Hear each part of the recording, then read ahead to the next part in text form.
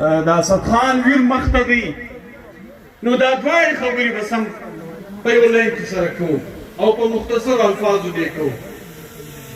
اوله خبره به دا وکړو یقینا او پښتانه وایي ځمکه هغه سوځي چې اور پر بل وي. زه به دومره ووایم چې زموږ دپاره دا سرې سکروټې نن سبا داسې سوي دي لکه انسان چې په ګلو او په چمنونو کې ناست وي.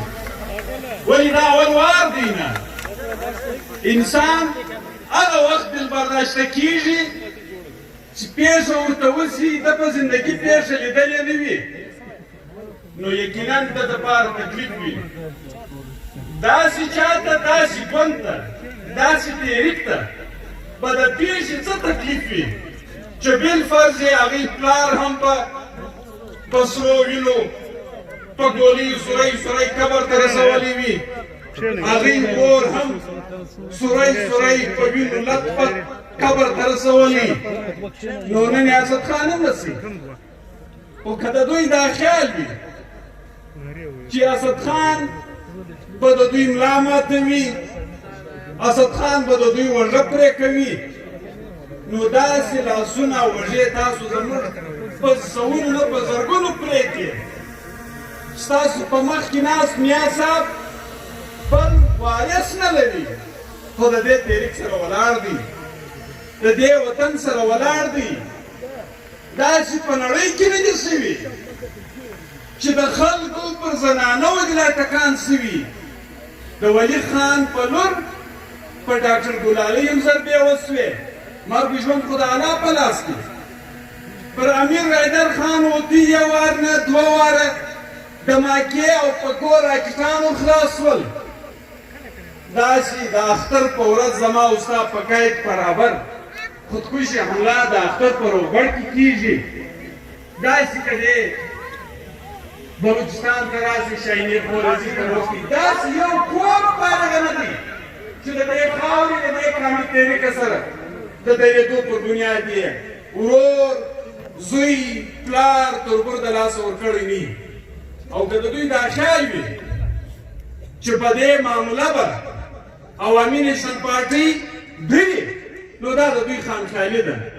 هم بیخي یو کال مخکې زموږ بل دا کال زوی نصیب الله خان پر هغه باندې دماکه وسوله مرګ ژوند خو د الله په لاس دی لیکن دوی خطا وتلي دي.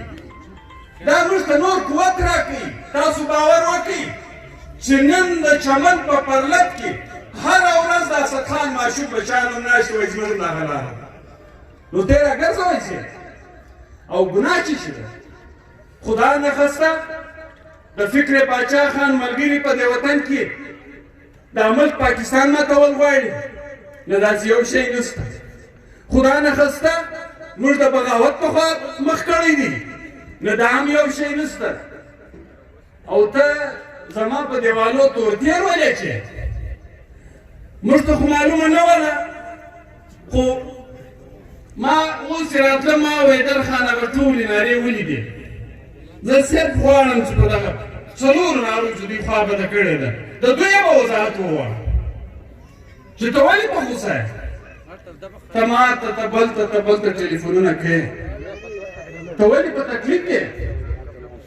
اوله خبره ده که چیرې زموږ ملګرو لیکلي دي چې د دې ملک په سیاست کې به د فوج مداخلت نه وي.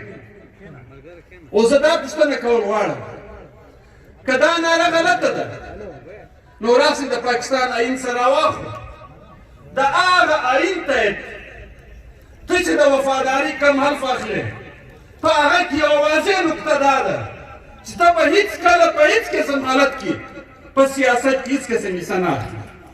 دا آیین تا ته وایي دا څه نه درته وایي نو بیا دا آیین زه وایلیټ کوم که ته وایلیټ کوې.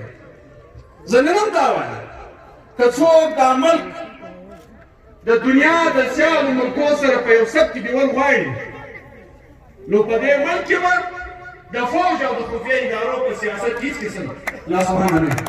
دا ډېره صفا خبره نیمه دی زورور یې لرګی در سره دی ټوپک در سره دی راکټ در سره دی زما په وینو د اټم بم جوړ کړی دی زور کوه یو لرګی دې ورسره کړی دی